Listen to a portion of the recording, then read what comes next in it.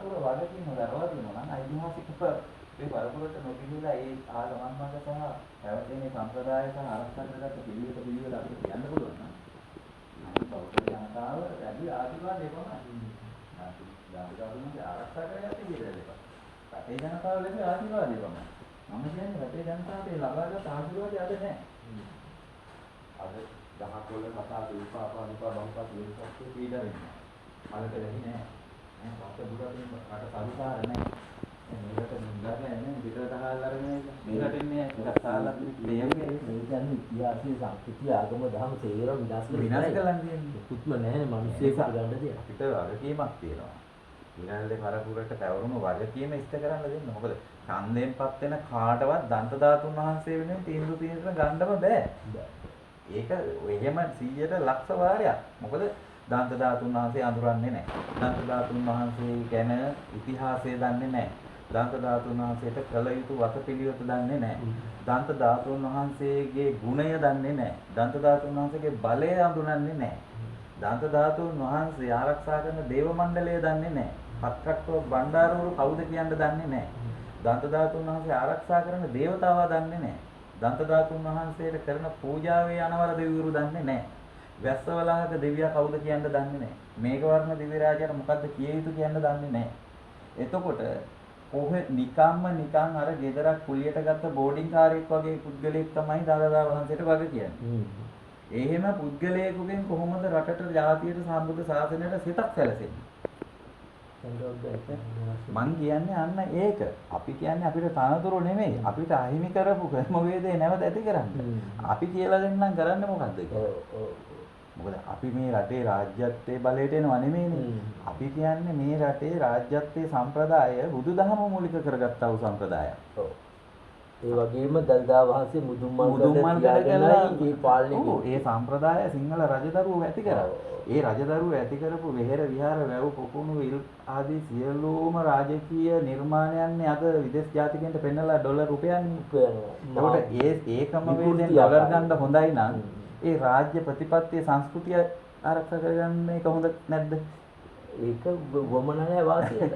ලෝකයේම වඳින තැනට රාජ්‍ය සංස්කෘතිය ගොඩ නැගුවොත් මොකද වෙන්නේ? ඒකට ටුවරිස්ට්ලා සංස්කෘතිය මේ රට තුල ආරක්ෂා කරගත්තොත් ඒකට මොකද වෙන්නේ? ඒක හොඳ නැද්ද? ඒක සංචාරක ව්‍යාපාර මෙහෙට එන්නේ ආධ්‍යාත්මිකත්වය. ආධ්‍යාත්මික. එතකොට එන්නේ මේ නිර්මාංශව මේ ලෝල්බත් කාලේ යන්නේ. ඒදී නැති කරගෙන මේ විකෘති දෙයකට ජන මේ සාධාරණ විනාශයක් කරන්නේ. මේක විනාශය කරනවා. අංග කුමාර අවුරුනායකට එයා මේ රට යහපතට මේ රට පාලනය කරනවා කියලා හැමතැනම කියන මේ වේදිකාවේ මම මේ රට වෙනස් කරනවා.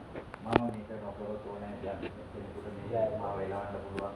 ගෝඨා ගෝහොම් කිව්වගේ මටත් අනුගෝහොම් කියන්න කලින් අපි ඉස්සරහ දොරෙන් යනවා. අපි පිටපස්ස දොරෙන් යන්නේ නෑ. අංග කුමාර නිකමටවත් අංග කුමාර මේ දන්තදාතුන් වහන්සේ වැඩ සිටින මාලිගාවේ මේ කටයුතු ගැන හොයලා බලලා තියෙනවද? රටේ වගකිය යුතු පාලකයා දන්ත ධාතුන් වහන්සේට වගකිය යුතුයි. එහෙනම් දන්ත ධාතුන් වහන්සේ ගැන යම් ගැටලුවක් නිර්මාණය වෙලා තියෙනවා නම් ප්‍රධානම වගකීම මේ ගැන හොයලා බලන්න ඕනේ. එතන එයා කරන්න ගියොත් එයාට බලපෑම් වැඩි. එහෙම වෙන්න බෑ. ඒ නිසා මෙයා යාළු වාසියට පැවැත්ම යට ගහගෙන ඉන්න ඒ පැත්ත.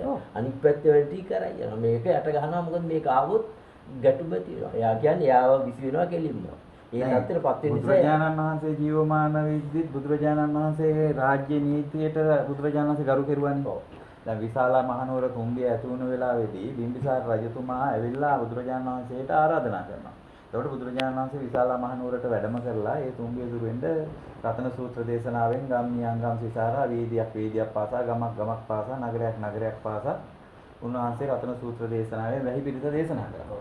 එතකොට ඒ තුම්බිය දුර වෙලා වැස්සවලාහක දෙවියන් වහන්සේ ආශිර්වාද කළා මහා වැහි ඇදහිලා ඒ මලකුණු මහ මුදර ගහලා භූමිය පාරිශුද්ධ. එතකොට බුදුරජාණන් වහන්සේ මෙතන අවවාදයක් දීලා තියෙනවා නේද රජුගේ ආරාධනාව නිසා රජු මේ බුදුරජාණන් වහන්සේ වැඩම කරේ. එහෙනම් ඇයි දන්තධාතුන් වහන්සේ ළඟට ගිහිල්ලා රටේ අනුර කුමාර දිසානායකට අනේ දලදා හාමුදුරනේ මට මේ රාජ්‍ය පාලනය ගෙනියන්න මට ආශිර්වාද කරන්න. නිවැරදි මඟ පෙන්වලා දෙන්න. මේ ගැටලු කම්කටොළු තත්ත්වයන් දුරු කරන්න. මේ රටේ ස්වභාවික විපත් වලින් මගේ භාණ්ඩාගාරයේ වැය වෙන මුදල ආරක්ෂා කරගන්න කල්ලට බැසි වැහැලා බතබුලිතින් ස්වයං පෝෂිතලා රටේ ජනී ජනයාව පීඩාවටපත් නොවන කාලපරාසයකට දේව ආශිර්වාද ලැබෙන කියලා ඇයි අනුර කුමාරට කියන්න බැරි? මොකද අනුර කුමාර මේ මහා මේ දේව මණ්ඩලයේ මේ දේවතාවෙක් නෙමෙයිනේ. එයා නරයෙක්. මේ රටට සුදුසු නරයෙක් මිනිස්සු විසින් තෝරාපත් කරගත්තා. එතකොට මේ නරයාගේ වගකීම තමයි මේ රටට අනුගත සංස්කෘතිය ආරක්ෂා කරගෙන සම්බුද්ධ ශාසනය සුරක්ෂාවට පෝෂණය කරනවට ව්‍යවස්ථාවෙන් පවරලා තියෙනවා නම් ඒ අනුව කටයුතු කරන්න. නැතුව මේ එක එකාට වමනා විදියට අනුර කුමාර දැන් බැලුවොත් ඇත්තටම රූකඩයක්නේ. රූකඩයක් දැන් ජනාධිපති විදියට පත් කරගත්තා. දැන් බුද්ධ ශාසනය වෙනුවෙන් තීන්දුව తీරන ගන්නේ කවුද? මුස්ලිම් පුද්ගලයෙක් ඇවිල්ලා ඉන්නවනේ දැන් తీරන ගන්න. ගමේ බලවත් නම් සල්ලි වලින් මිල මුදල් වලින් ඌ ඇවිල්ලා පන්සලේ මෙහෙණින්හන්සේට සාමුද්‍රෝන්ට මේ බලපෑම් කරනවා. එතකොට අනුර කුමාර දිසානායක වැඩක් නැහැ. වැඩක් නැහැ. ඒ නිසා තමයි මම කියන්නේ මේ යන ක්‍රමයට මේක සුදුසු වෙන්නේ නැහැ. මෙයාලට බෑ.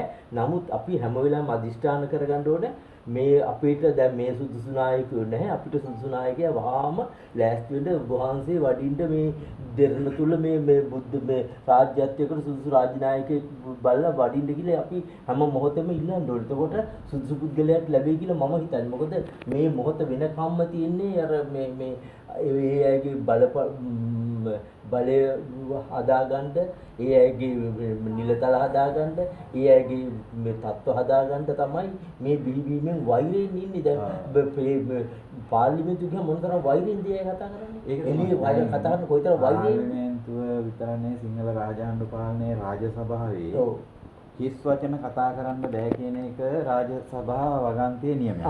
එතකොට දළදා වහන්සේට වටින්න බෑනේ මේ තැන. දැන් අද පාර්ලිමේන්තුව ගත්තොත් කතා කරන තරමක් කතා කරන්නේ හිස් වචන. හිස් වචන, පුහු වචන. මොකද පැවතුන ආණ්ඩුවේ ඇමතිවරුන්ගේ වැරදි කතා කරා කියලා ගියදී අතුන්ලව අද්දව ගන්න බෑ කියලා පස්තා පිරලකුත් තියෙනවා. උපහරණයකුත් තියෙනවා. එතකොට පහුගිය ආණ්ඩුවල කරපු වැරදි වර්තමාන පාර්ලිමේන්තුවේ කතා කරලා කාලේ විඩංගු කරනවට වඩා නරකද? ඒකට ව්‍යවස්ථාවෙන්ම විනය නීතියක් පනවනවා. කිසිම කෙනෙක් අද දවසේ ආරම්භ පාර්ලිමේන්තු සැසිවාරයේ ආරම්භ වුණ මොහොතේ පටන් රටට ජාතියට මේ වර්තමානයේ ඉඳලා අනාගතයට යහපතක් වෙන ආකාරයේ යෝජනා සම්මත වීමකට හැරුණකොට වෙනත් හිස් වචන නිෂ්ඵල දේවල් කතා බහ කිරීම පාර්ලිමේන්තු මන්ත්‍රී ධූරයේ හෝ එනත් ඇමති ධූරයේ අහෝසි වීමට හේතුකාරක කරුණක් කියලා අවස්ථා තුනකට අවවාද කරනවා. අවස්ථා තුනකදී හිස් වචන කතා කරන කෙලින්ම සම්මත බහුතරයේ කැමැත්ත ගත්තා. පාර්ලිමේන්තුවේ නරපෑරියා. මේ ඒව කරන්නේ නැහැ. බුදුදහමට පළවෙනි තැන දෙනවා කියලා උච්චර කල් ගෙන ආවා. දැන් ඒකත් වෙනස් කරලා දැන් බහු තැනට ඇවිල්ලා තියෙනවා. මේකෙන් අපිට කවදාවත් බලාපොරොත්තු වෙන්න බෑ මේ බුදුදහමට සෙතක් වෙයි කියලා ඔය එක පාලකෙක් මොකද ඡන්දෙන් ආපු අයනේ. ඡන්දෙන් ඉන්නේ නැතුව දල්දා වහන්සේ හිස්මුදුන්ට වැඩලා ඇතෙක් දන ගහලා රාජ්‍ය නායකයෙක් පත් වෙනවා නම් මේ රට අපි ගොඩ ගන්න බෑ. හැබැයි ඔතෙන්ට මම ඔබතුමා එකට විරුද්ධ වෙයිද දන්නේ නැහැ. මගේ අදහස තමයි මම හිතන විදියට 100කට වැඩි විශ්වාසයක් මට තියෙනවා. අන්න පණිවිඩය දුන්නා බුදුහාමුදුරුවෝ ලංකාවේ කියන තැනට මම ඉන්නවා. එතන ඉඳගෙන මොකද යසෝදරා දේවීන් වහන්සේ සිද්ධාර්ථ කුමාරයා දෙන්න කසාද බඳිනකොට ඒ පෝරුවේ නැගපු චාරිත්‍ර තමයි අදත් මේ මොහොතේ මේ පෝරුවල චාරිත්‍ර අපි කරන්නේ. කිරිබත් කැවුම් ලෝකෙ කොහෙවත් නැහැ මෙහි. කැවුම් මෙහි. අපිට තමයි ඌරුව තියෙන්නේ. සිංහල නමෝ තස්ස කියන්නේ බඩින් එනකොටම නමෝ තස්ස සිද්ධ තත්ත්වයට පත් වෙලා ඉන්න අපි මේ දරුවෝ. ඒ තත්ත්වෙටම මේ හෙළබිමට මේක අයිති. දඹදිව කියන්නේ මේකට කියනවා. ජම්බුද්දීප කියනවා මෙතෙන්ද. දැන් ඔය අනෝතත්ත්ව විල එහෙම තියෙන හොටන් තැන්නේ ඒ තැන. ඉතින් මේ වගේ මහා විද්‍යාවක් තියෙනවා. මෙච්චර ධාතුන් වහන්සේලා කොහොමද එහෙ ඉඳන් මෙහෙට වඩම්මන්නේ? සේරම මෙහි. දන්ත ධාතුන් වහන්සේත් මෙහි කවුරුත් එහෙම දෙන්නේ නැහැ රාජ්‍ය කෙනෙක්. ඔය මිහිඳු ආමුද්‍රෝගේ අරවා මේවා කිව්වට ඒ මට මේ විදිහට රජගලින් මෙහෙට වැඩ මෙව වෙන්න පුළුවන්. මේක ගැන ඔබතුමා පොඩ්ඩක් අධ්‍යයනය කරලා මම ඉතා ගෞරවයෙන් කියන්නේ මේක අධ්‍යයනය කරලා ඔබතුමා හෙලෙක් විදිහට මේ වැඩ ටික කරන්න ඔබතුමාට ධෛර්ය ශක්තිය ලැබෙන්න ඕනේ මේ කටයුතු අපි අරන් යන්න. සමාධිගත වෙලා මේ ගැන බලලා එහෙමනම් මට තවත් ලේසි මේ වැඩේ කරන්න කියලා හිතලා දන්ත ධාතුන් වහන්සේ වැඩමවන්න අපි අපේ මිනිමුත්තු තමයි දැන් බුදුහාමුදුරුවෝකින් தත්වෙට සක්විති රජවරු අපේ මේ මිනිමුත්තුකින් தත්වෙට ඉඳලා යක්ක මේ සූර්ය වංශ උකාක වංශ මේ මනු වංශ